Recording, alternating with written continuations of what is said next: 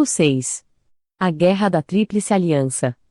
Armando de Sena Bittencourt, vice-almirante engenheiro naval, Ref. Graduado em Ciências Navais pela Escola Naval e em Engenharia Naval pela Universidade de São Paulo. Mestre em Arquitetura Naval pela Universidade de Londres. Cursou Política e Estratégia Marítima na Escola de Guerra Naval. Sócio efetivo do Instituto Histórico e Geográfico Brasileiro e de outras instituições congêneres no país e no exterior. Membro da Academia de Marinha de Portugal. Foi diretor de Engenharia Naval da Marinha por 7 anos e meio, do Patrimônio Histórico da Marinha por 12 anos e meio e presidente da Sociedade Brasileira de Engenharia Naval, SOBENA, por 4 anos. Armando de Sena Bittencourt, vice-almirante engenheiro naval, Ref. Graduado em Ciências Navais pela Escola Naval e em Engenharia Naval pela Universidade de São Paulo.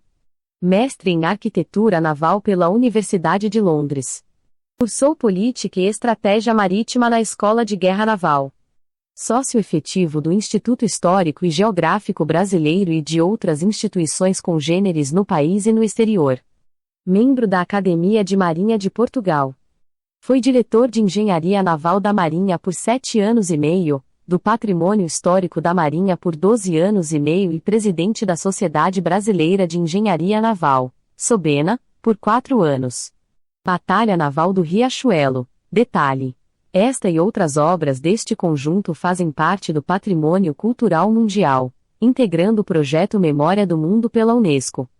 Autoria: Eduardo de Martino, acervo da Diretoria do Patrimônio Histórico e Documentação da Marinha, DPHDM, Rio de Janeiro. A Guerra da Tríplice Aliança, que opôs a Argentina, o Brasil e o Uruguai ao Paraguai, tem o seu começo relacionado às disputas continuadas que assolaram a região do Prata ao longo de boa parte do século XIX, como descrito no capítulo anterior. O presidente do Paraguai, Francisco Solano López, considerou a intervenção militar brasileira na Guerra Civil Uruguaia como um ato hostil aos interesses de seu país, tendo manifestado a sua posição previamente à invasão do território do Uruguai por tropas brasileiras. Em 11 de novembro de 1864, ao capturar o vapor brasileiro Marquês de Olinda, sem declaração formal de guerra, deu início ao conflito, que passaria à história como Guerra do Paraguai ou Guerra da Tríplice Aliança e o Paraguai. As tropas paraguaias invadiram o sul de Mato Grosso, onde havia um território, ocupado pelo Brasil, considerado litigioso pelo Paraguai. Ali, derrotaram as tropas locais brasileiras numericamente inferiores e se apossaram dos navios fluviais da Marinha lá sediados. Depois, com o propósito de invadir a província brasileira do Rio Grande do Sul, Solano López procurou obter permissão do governo da Argentina para passar por território daquele país. Enviou, em 14 de janeiro de 1865, uma nota pedindo consentimento formal, que lhe foi negado. Sem a permissão que ambicionava, mandou suas tropas cruzarem a fronteira e ocuparem a cidade de Corrientes, capital da província argentina do mesmo nome. Do território correntino, saíram 2 colunas paraguaias, uma seguiu na direção do Brasil, invadindo por São Borja e, prosseguindo para o sul, acompanhando o rio Uruguai, e outra, evitando transitar pelo Chaco, terreno difícil e sujeito a inundações. A margem direita do rio Paraná, avançou pela margem esquerda, na direção da Foz. É possível que a primeira se dirigisse ao Uruguai e a segunda à província de Entre Rios, onde López contava com aliados que poderiam ajudá-lo a obter uma vitória rápida, antes de seus ainda despreparados inimigos, argentinos e brasileiros, mobilizassem recursos para detê-lo. Provavelmente proporia um armistício que lhe fosse favorável assim que alcançasse seus objetivos regionais. Tinha boas chances, se tudo ocorresse como previra, inclusive se seus aliados participassem da guerra. Se tivesse sucesso, López poderia garantir uma saída para o mar para o seu país, bem como a posse dos terrenos litigiosos das fronteiras brasileiras e argentinas.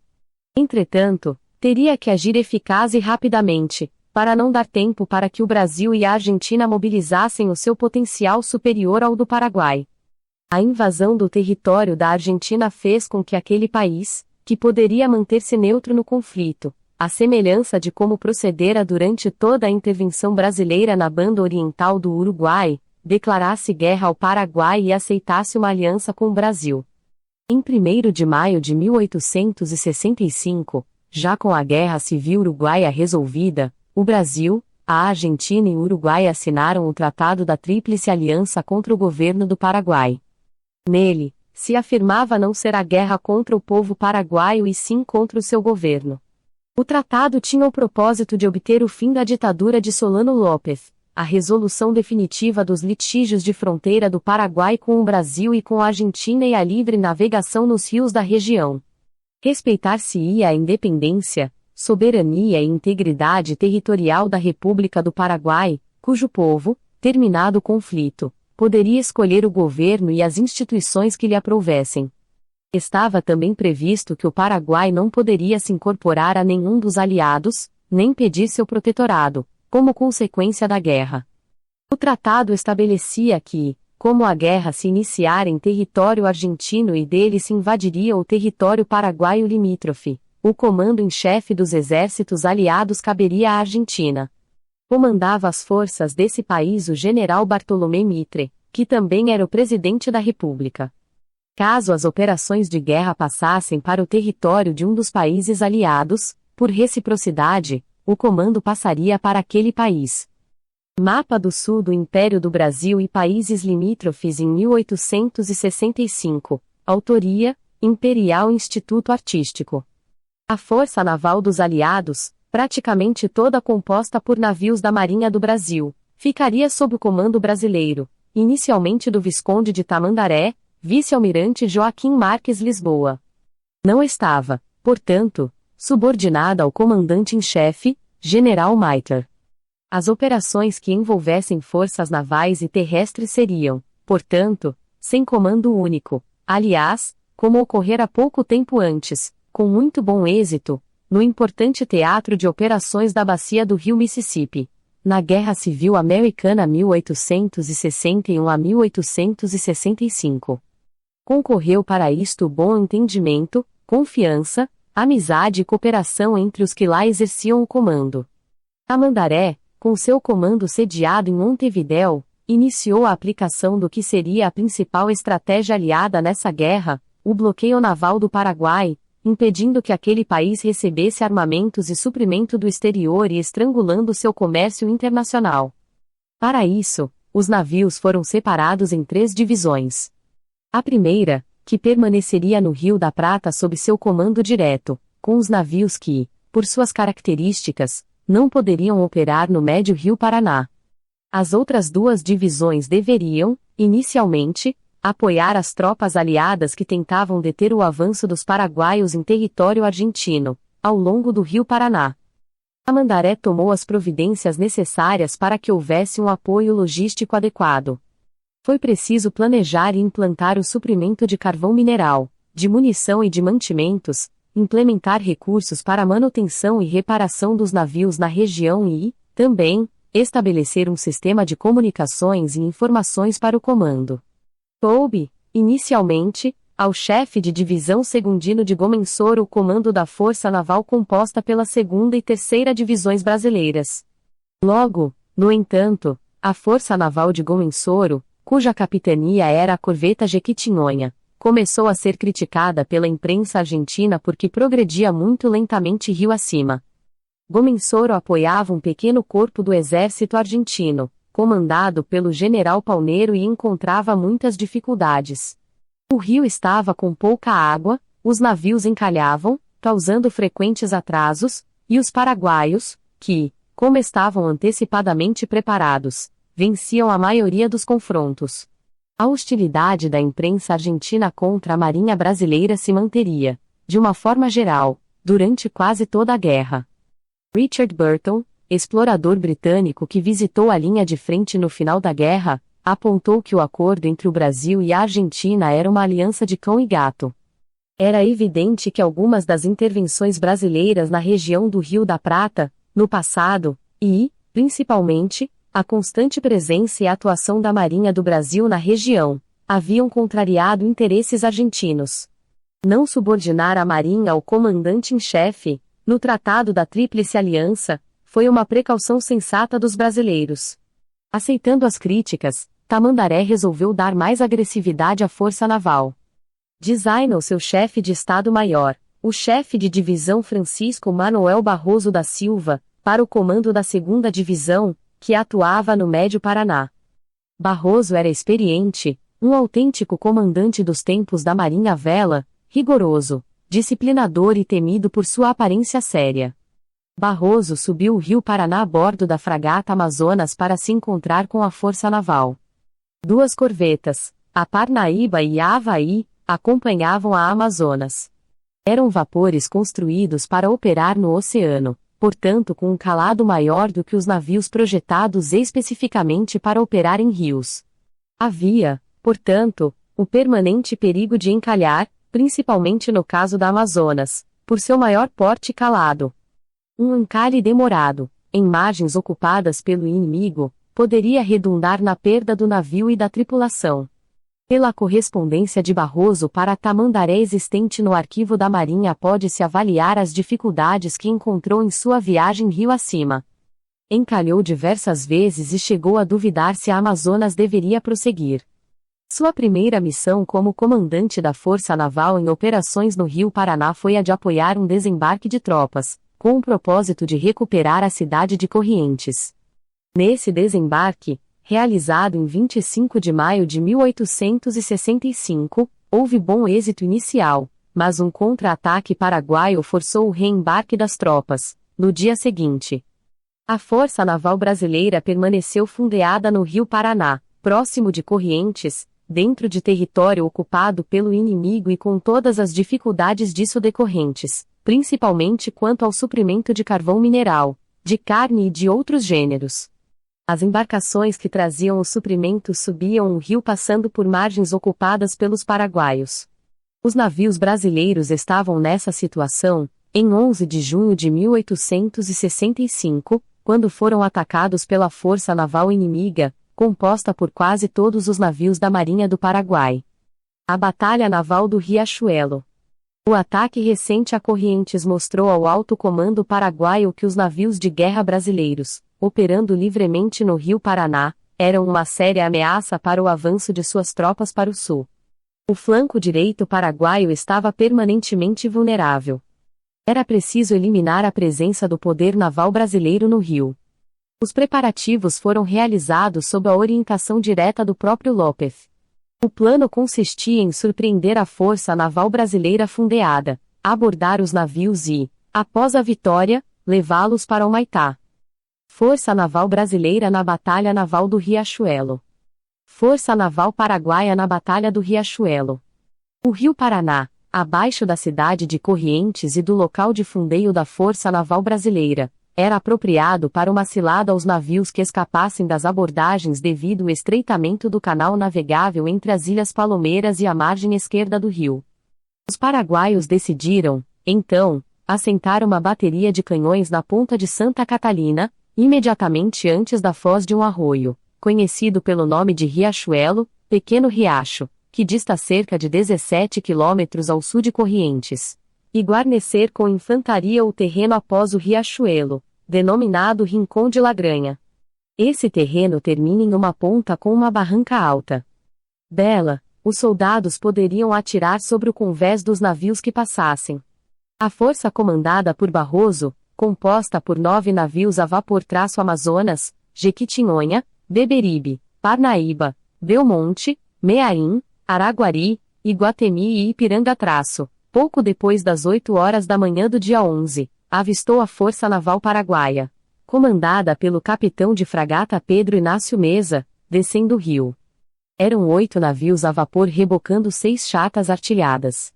Deles, o Taquari era o único verdadeiro navio de guerra, os outros Paraguari, Igurei, Iporá, Jejuí, Salto Oriental, Marquês de Olinda e Pirabebe eram navios adaptados, mas mais aptos do que os brasileiros para operar nos rios, por terem menor calado. Todos, exceto Pirabebe, a hélice, eram propulsionados por rodas laterais. As rodas não tinham inconvenientes para emprego em rios, mas, do ponto de vista militar, além de serem vulneráveis a avarias em combate, ocupavam espaço nas bordas, o qual não podia ser aproveitado para instalar canhões.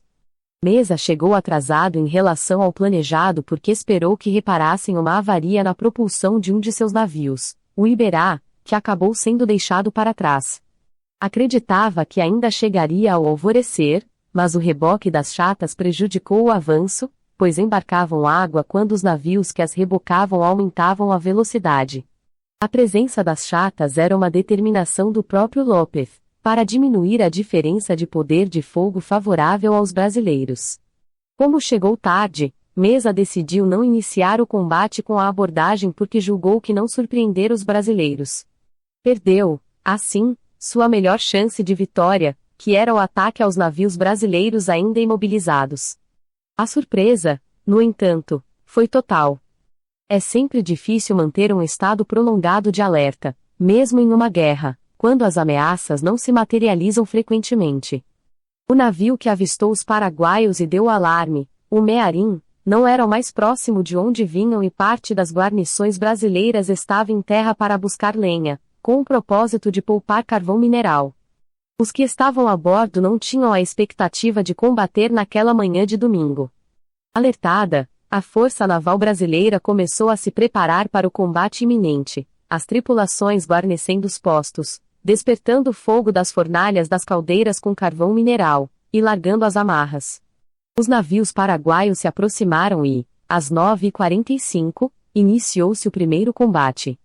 Segundo Barroso, choviam de parte a parte balas e metralha. Modelo da fragata Amazonas, navio capitania do almirante Barroso na Batalha Naval do Riachuelo. Única unidade da Força Naval Brasileira movida por rodas de paz que lutou em Riachuelo.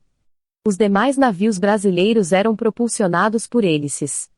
Acervo da DPHDM. A Força Paraguaia passou atirando, ainda com os navios brasileiros imobilizados, e foi se abrigar rio abaixo, próximo à foz do Riachuelo e às margens do rio Paraná, junto ao Rincão de Lagranha, após a bateria de canhões oculta no mato das Barrancas de Santa Catalina. Barrancas de Santa Catalina, Rio Paraná. Após elevarem a pressão das caldeiras, os navios brasileiros começaram a se movimentar, formando em coluna uma linha de batalha, com a Belmonte na frente e a fragata Amazonas, a capitania, no final. Rumaram rio abaixo para engajar a força paraguaia. Quando avistaram os navios inimigos imóveis nas imediações da foz do Riachuelo, Barroso, que desconhecia a existência de canhões em terra, parou a Amazonas. Pretendia que ela ficasse estacionada na retaguarda, para impedir que os navios paraguaios procurassem escapar rio acima. Sua manobra, porém, foi mal compreendida por seus comandados e alguns navios brasileiros guinaram para segui-lo, já sob o bombardeio dos canhões paraguaios instaladas em Santa Catalina. O Jequitinhonha, ao manobrar, encalhou em um banco, em frente à artilharia paraguaia, não conseguindo se safar. O Belmonte, primeiro navio da linha brasileira, prosseguiu e passou sozinho, sem o apoio dos outros navios, recebendo fogo concentrado do inimigo. Muito avariado e fazendo água, ao completar a passagem, encalhou propositadamente em um banco da Ilha Cabral, ao sul da região do combate, para controlar os alagamentos e não afundar. Para reorganizar seus navios, Barroso avançou com a Amazonas, passou à frente dos que estavam indecisos e, seguido por eles, completou a passagem. A parte de combate do comandante do Araguari, primeiro-tenente Antônio Luiz von Ohnotz, futuro barão de Tefé, relata o início dessa passagem. Tratei imediatamente de ocupar o meu lugar na linha e seguir a toda força na polpa da Mearim, debaixo de um fogo vivíssimo de artilharia e fuzilaria e respondendo com a mesma vivacidade. Graças à exercitada guarnição de 3 rodízios e das peças de 32 e de campanha. Tendo porém suspendido a esquadra inimiga e subindo juntamente na ocasião em que chegamos ao lugar mais estreito, entre o banco e a bateria.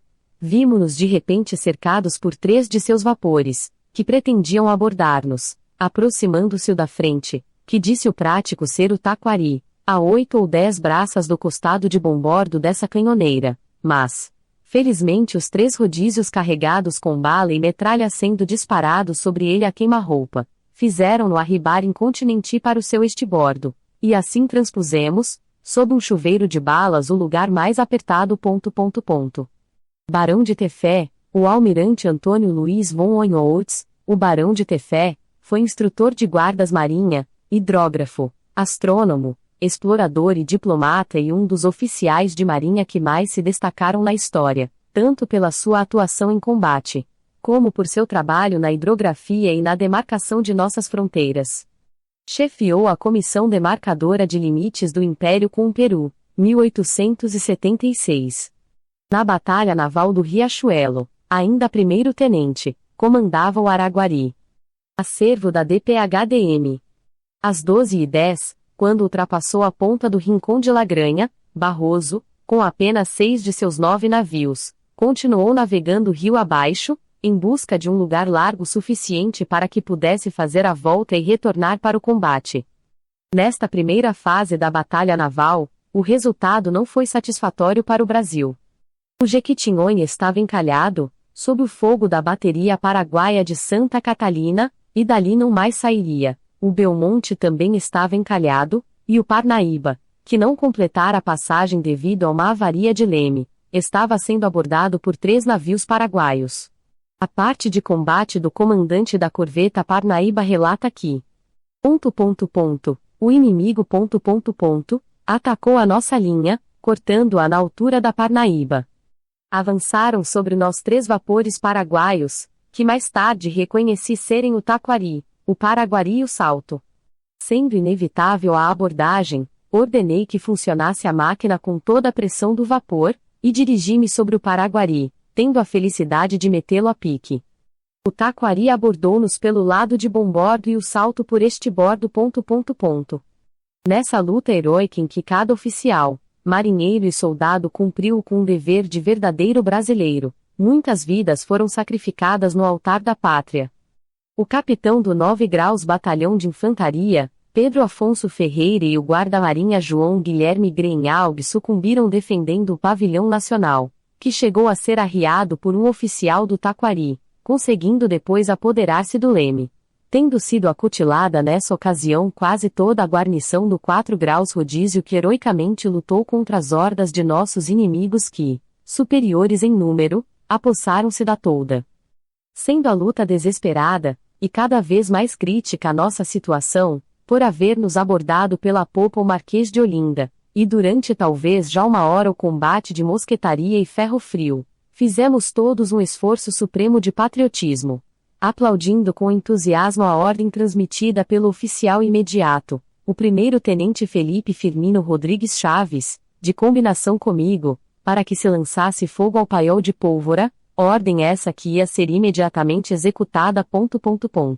Quando felizmente ouviram-se os gritos de "Viva a nação brasileira!", o imperador, o almirante Tamandaré, o chefe Barroso e a guarnição da Parnaíba. Eram vozes dos nossos marinheiros e soldados, acometendo resolutamente os paraguaios, que escapavam por haver percebido que o Amazonas e o Belmonte vinham em nosso auxílio, e também a Mearim. Mais adiante, nessa mesma parte de combate, o comandante cita outros heróis que perderam a vida durante essa abordagem, como o marinheiro Marcílio Dias, a praça mais distinta da Parnaíba. Vista do local da batalha, foto do rio Paraná tirada da ponta do Rincão de Lagranha. Ao fundo à direita, a ponta de Santa Catalina, onde estavam, em terra, a bateria de canhões paraguaios. Os 3 navios paraguaios desatracaram da Parnaíba, devido à aproximação da força naval, liderada pela Amazonas, que regressava. Os paraguaios que ainda lutavam no convés do Parnaíba saltaram no rio, em fuga, deixando para trás cerca de 30 mortos, inclusive o bravo tenente do Taquari que arriara a bandeira brasileira.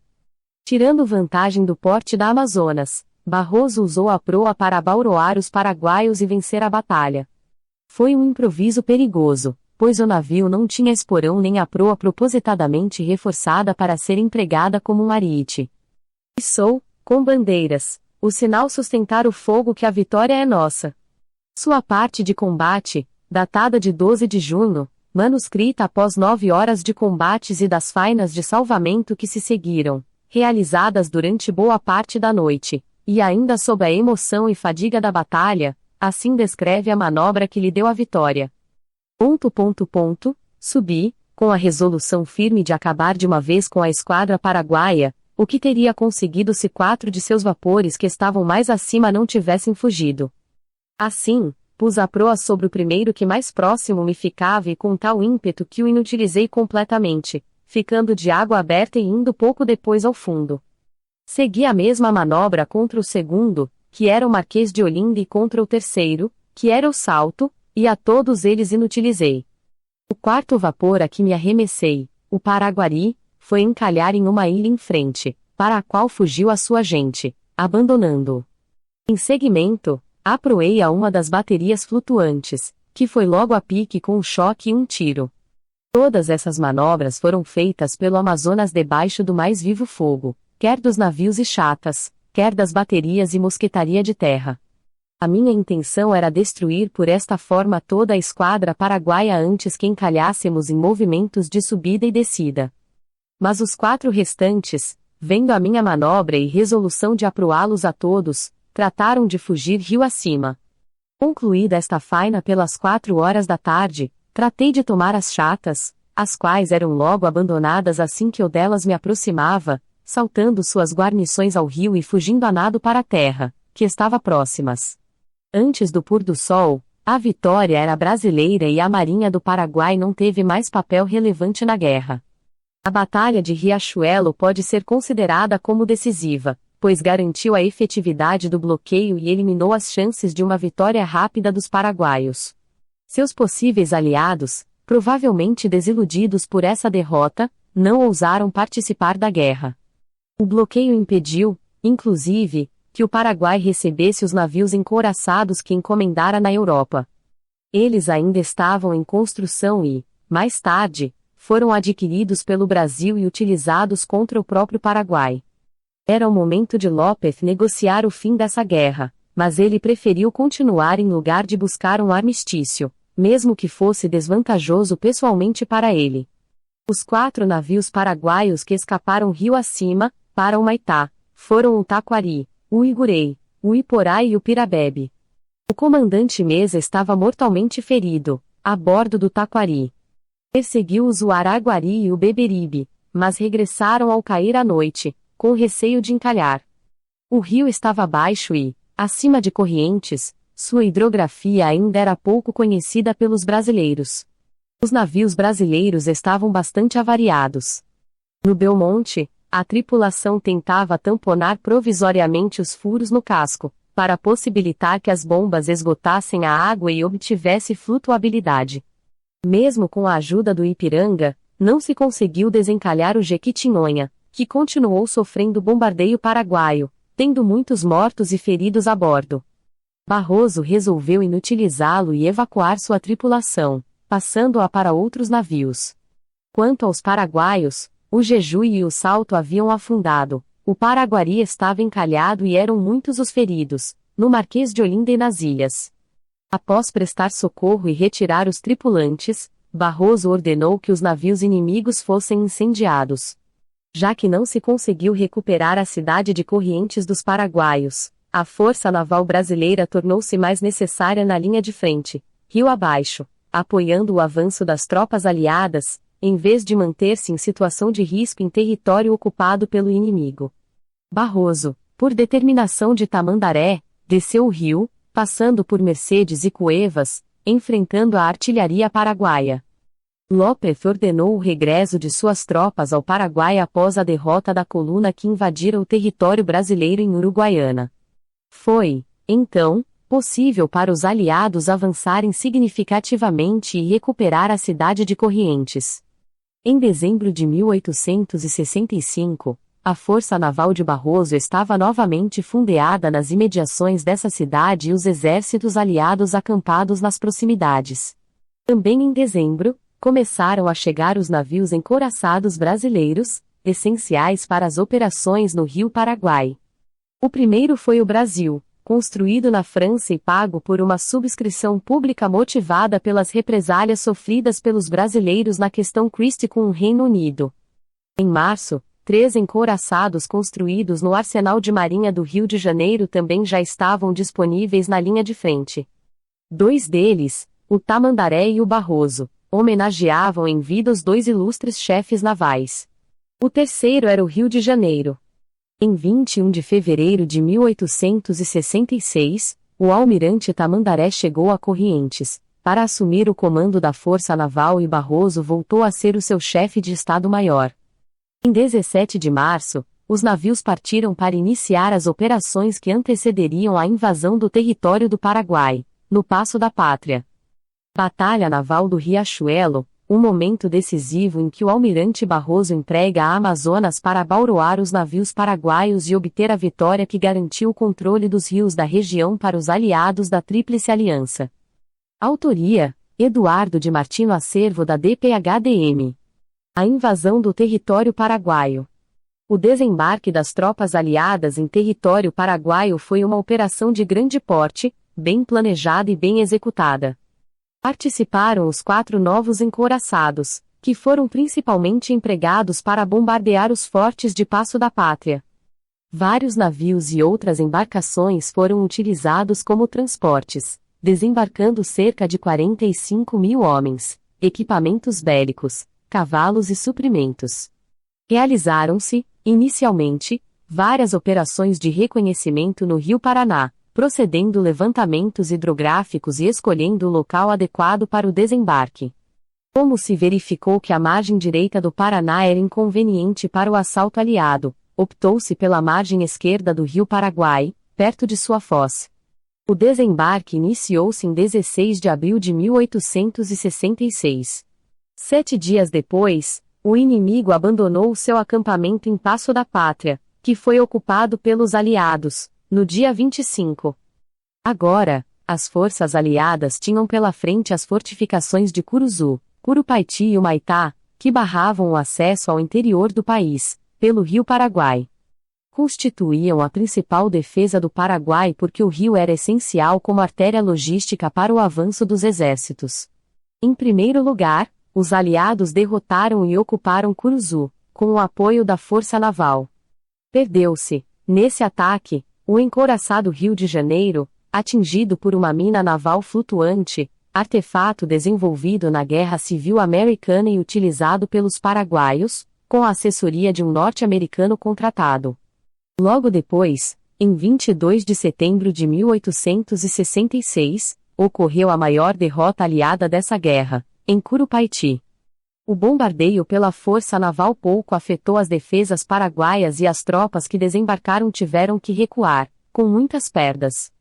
O preparo da operação fora insuficiente, Mitre não fizera um reconhecimento completo. O planejamento poderia ter incluído o desembarque de um destacamento de infantaria entre Curupaiti e Humaitá, atacando Curupaiti por todos os lados.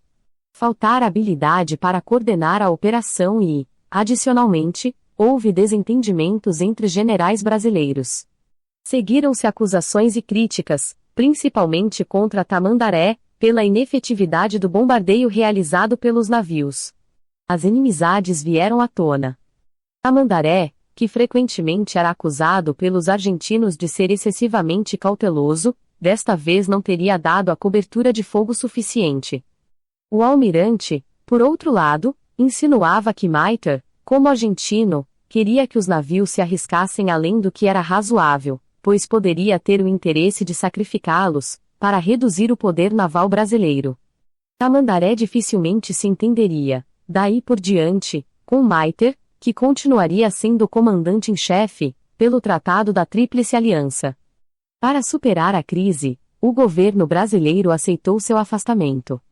Ele já solicitara, anteriormente, sua substituição, porque se julgava fisicamente esgotado. Vinha exercendo comandos difíceis desde o início da intervenção brasileira na Guerra Civil Uruguaia, em 1864. Novos comandantes para as forças brasileiras. O Marquês e futuro Duque de Caxias foi, então, designado para o cargo de comandante em chefe de todas as forças brasileiras em operações contra o governo do Paraguai. Caxias já havia demonstrado ser um excelente general, político e estadista. O comando da Força Naval coube, por escolha dele, ao chefe de esquadra Joaquim José Inácio, futuro visconde de Inhaúma, que a ele ficaria subordinado mas não ao comando geral das forças da Tríplice Aliança, como previsto no tratado. Caxias e Joaquim José Inácio se conheciam há muito tempo, eram amigos e assim se tratavam. Agora, havia unidade de comando nas forças brasileiras, mas, provavelmente, mais importante do que isso, era a amizade, a confiança e o bom entendimento que existia entre eles, possibilitando que conduzissem as operações de forma harmônica. Muitas vezes, durante a guerra, Caxias empregou os navios em reconhecimentos ao longo do Rio Paraguai. Empregou-os, também, para transportar tropas, que eram desembarcadas em locais convenientes para os ataques, e utilizou a artilharia naval para apoiar as operações ribeirinhas, até mesmo para distrair a atenção do inimigo. Nomeado em 3 de dezembro de 1866, o chefe de divisão Joaquim José Inácio viajou imediatamente para o Paraguai, visitou o túmulo do filho, capitão-tenente Marise Barros, morto em combate quando comandava o encouraçado Tamandaré, em frente ao forte de Itapiru, no Rio Paraná. Em 22 de dezembro, recebeu do almirante Tamandaré o comando da Força Naval. Pouco depois, foi promovido a vice-almirante. Caberia a ele ultrapassar Curupaiti e Humaitá, no Rio Paraguai. Mas era necessário criar uma base de suprimentos para apoiar os navios, quando estivessem acima de Humaitá. Essa base ainda não existia e, para obtê-la, Caxias executou com suas tropas uma manobra de flanco em direção de Tuiucuê, estabelecimento Itagi, em julho de 1867. A posição junto ao rio, no Tagi, além de cortar as comunicações por via fluvial de Humaitá com o interior do Paraguai, também serviria de base para apoiar logisticamente os navios brasileiros que a ultrapassassem. Passagem de Curupaiti, autoria, Trajano Augusto de Carvalho, acervo da DPHDM.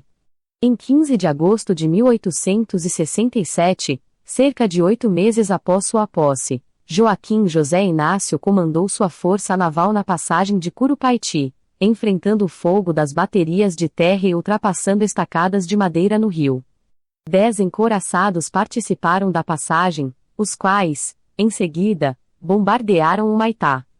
Pelo feito, o almirante recebeu o título de Barão de Inhaúma, em 27 de setembro de 1867.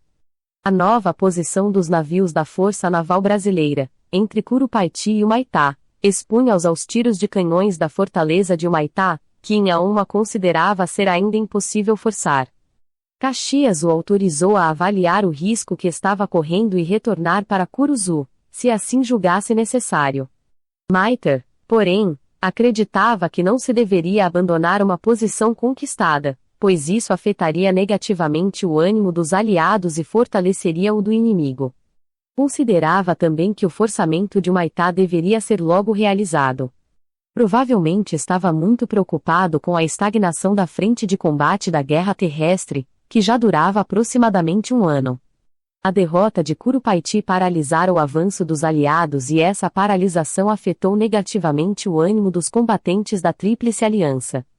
Caxias recordou, porém, que já havia relatado que considerava uma temeridade arriscar a força naval, tendo certeza de resultado infrutífero. Lembrou, também, que não fora conferido a Mitre o comando direto da Força Naval Brasileira pelo Tratado da Tríplice Aliança. Inhaúma, apesar de autorizado, não recuou. Na difícil posição em que se encontrava, os suprimentos vinham por terra, inicialmente por um caminho precário aberto no Chaco até um local denominado Porto Elisário, na margem direita. Depois, construiu-se uma pequena estrada de ferro. A dificuldade logística encontrada entre Curupaiti e Humaitá demonstrava a necessidade de ter a base de suprimento de Tagi ativada, quando se passasse Humaitá. Em setembro de 1868, Mitre voltou ao assunto. Insistiu que a posição conquistada por Inhaúma era importante e que a passagem de Humaitá deveria ser realizada, mesmo com a perda de navios. Caxias respondeu, citando um texto de jornal, que descrevia o insucesso do ataque do Comodoro DuPont, da Marinha dos Estados Unidos, a Charleston com navios encouraçados, durante a Guerra Civil Americana.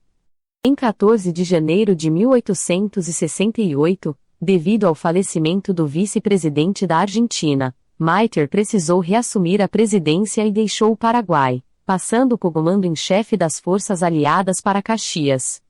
Mitre, apesar de desentendimentos eventuais sobre o emprego das forças navais, havia se dedicado com empenho e sinceridade à causa da Tríplice Aliança. Inhaúma, ainda entre Curupaiti e Humaitá, mantinha esta última fortaleza sob o bombardeio frequente e esperava o momento certo para agir. O respaldo e a confiança que sempre tivera de Caxias, seu superior, durante todo esse período de dificuldades, permitia-lhe agir sem precipitações. Os 3 primeiros monitores construídos no Arsenal de Marinha, que seriam fundamentais para o sucesso da operação, chegaram ao Paraguai no final de dezembro, passaram Curupaiti e se juntaram à Força Naval, em Porto Elisário. Monitor Alagoas, esboço de Eduardo de Martino feito em sua visita à linha de frente da Guerra da Tríplice Aliança. Autoria, Eduardo de Martino acervo da DPHDM. Monitor era um tipo de navio encouraçado, com o armamento na linha de centro, em uma ou mais torres rotativas, como no projeto do pioneiro Monitor, um navio desenvolvido por John Erickson, durante a Guerra Civil Americana. Os 6 monitores brasileiros da classe Pará foram projetados e construídos por brasileiros, entre 1865 e 1869, obedecendo a requisitos especialmente estabelecidos para operarem com bom êxito no Rio Paraguai. Richard Burton, já citado, viu esses monitores na visita que fez à linha de frente da guerra, em 1868, e os descreve, no livro Cartas dos Campos de Batalha do Paraguai, como uma embarcação fluvial muitíssimo eficiente. Observou, também, a grande quantidade de impactos nas chapas da couraça que os navios sofreram nos combates com as fortificações paraguaias. As chapas estavam profundamente marcadas por balas de 68 libras e, em alguns casos, perfuradas por projéteis com ponta de aço. Encouraçado Lima Barros, autoria, Trajano Augusto de Carvalho acervo da DPHDM. Ao todo, o Brasil obteve 17 navios encouraçados nessa guerra. Os 8 construídos no Arsenal, Tamandaré, Barroso, Rio de Janeiro, Pará, Alagoas, Ceará, Piauí, Rio Grande do Sul e Santa Catarina, os 5 que o Paraguai encomendara na Europa, antes dessa guerra, que no Brasil foram batizados como Silvado, Lima Barros, Bahia, Colombo e Cabral. E 3 outros também adquiridos na Europa, Brasil, Herval e Marise Barros. A passagem de Humaitá. Em 14 de janeiro de 1868, uma enchente do rio Paraguai permitiu antever que o sistema defensivo de correntes poderia ser ultrapassado por navios de pequeno calado, bombardeando-se antes as chatas que sustentavam as correntes. Na madrugada de 19 de fevereiro de 1868, iniciou-se a passagem de Humaitá. A Força Naval de Inhaúma intensificou o bombardeio e a divisão avançada comandada pelo capitão de mar e guerra Delfim Carlos de Carvalho, depois almirante e barão da Passagem, avançou, rio acima, para ultrapassar os obstáculos e as fortificações da margem. Essa divisão era formada por 6 navios, os encouraçados Barroso, Tamandaré e Bahia e os monitores Rio Grande, Pará e Alagoas. Deles, somente o Bahia não fora construído no Brasil. Eles acometeram a passagem formando 3 pares compostos, cada um, de um encouraçado com um monitor amarrado ao seu contrabordo.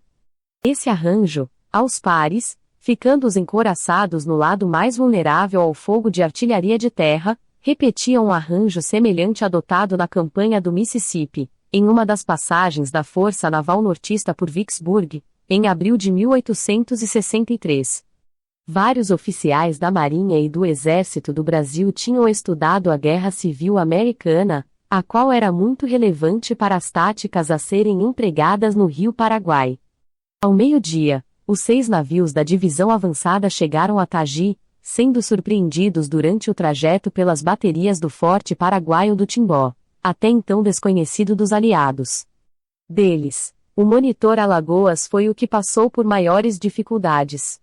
Os tiros de Humaitá romperam a ligação com seu par, passando sozinho pelas baterias inimigas. Além disso, teve uma falha de máquinas, que o fez retroceder, sendo levado pela correnteza do rio.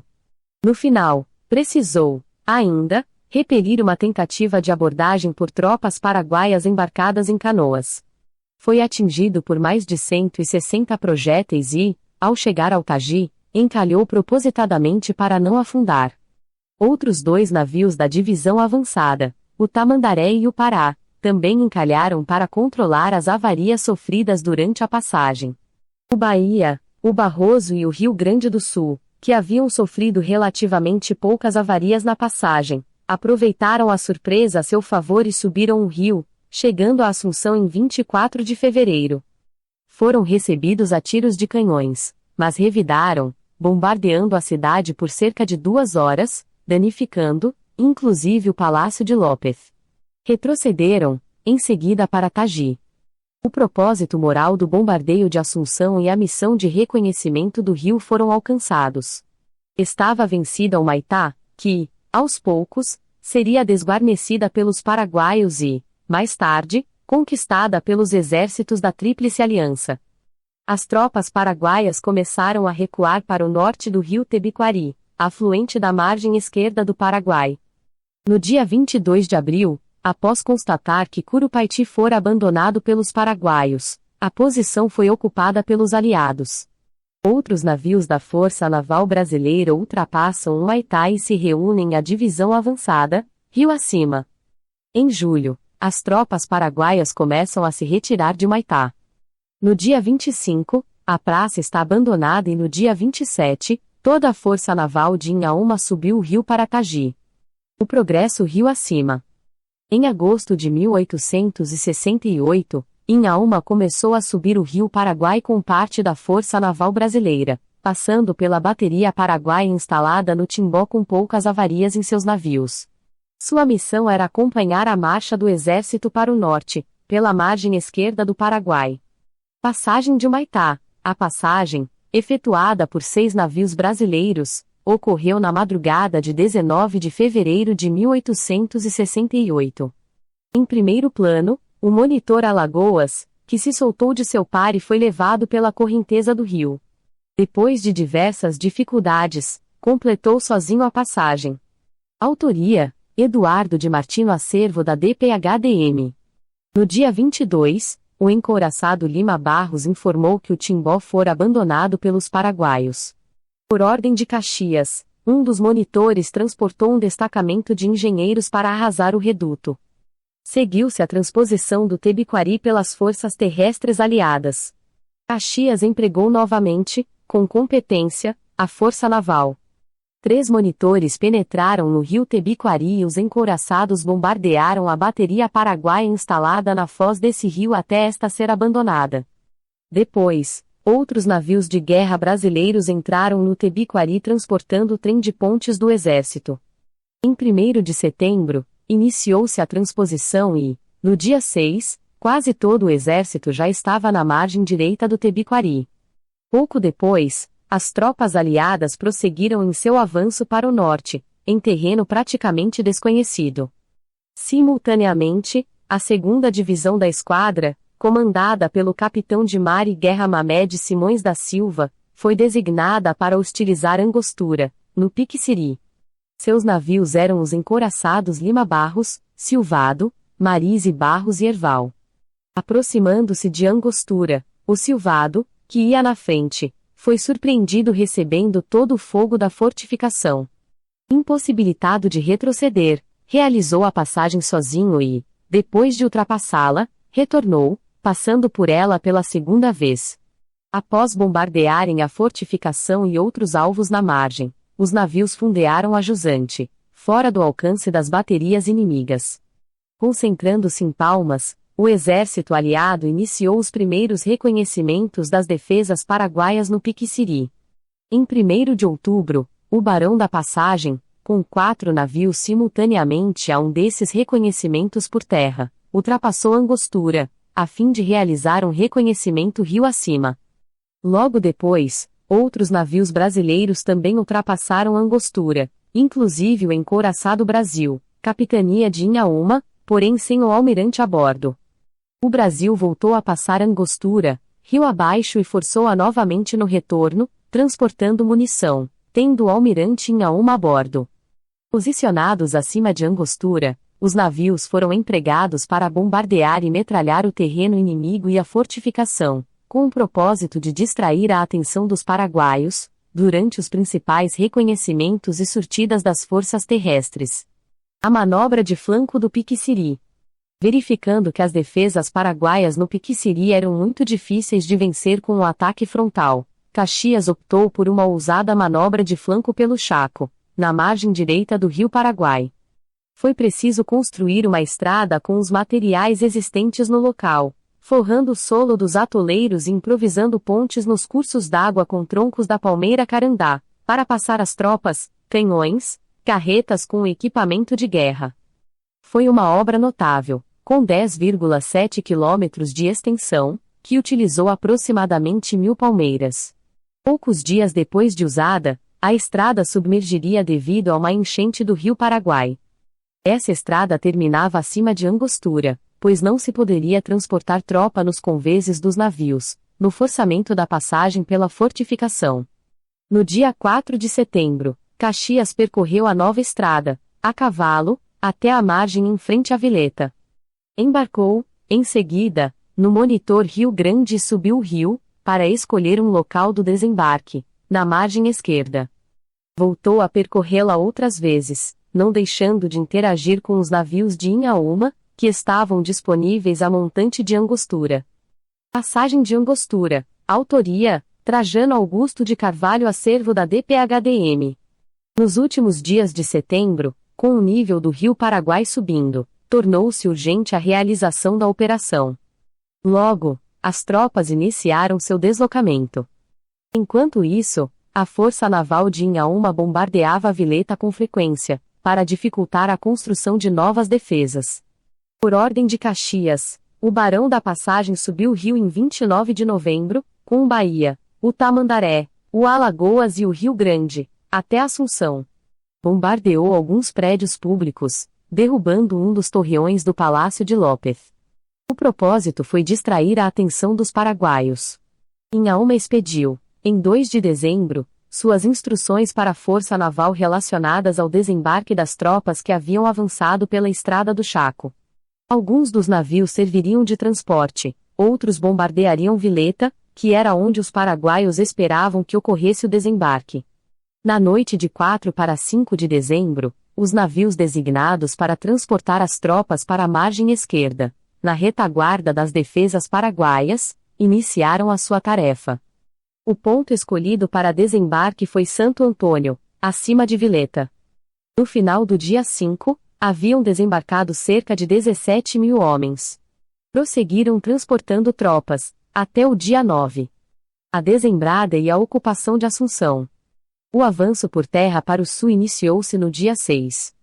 Essa magnífica operação militar possibilitou a denominada desembrada, em que, em uma sucessão de combates, Itororó, Avaí, Lomas Valentinas e outros o exército paraguaio foi derrotado. A guerra teria acabado se Solano López tivesse aceito a proposta de rendição que lhe foi enviada, não tivesse fugido de Lomas Valentinas e, depois, seguido para a região denominada Cordilheira, a nordeste de Assunção. Em 3 de janeiro de 1869, a Força Naval Brasileira, sob o comando de Inhaúma, fundeou em frente a Assunção. Logo depois, partiram 2 expedições, uma para caçar os navios paraguaios que haviam se refugiado no rio Manduvirá e outra em direção de Mato Grosso, para restabelecer as comunicações com a província. Em sua ordem do dia, de 14 de janeiro de 1869, Caxias elogiou as forças subordinadas e concluiu que a guerra chegou ao seu término e o exército e esquadra brasileiros podem ufanar-se de haver combatido pela mais justa e santa de todas as causas.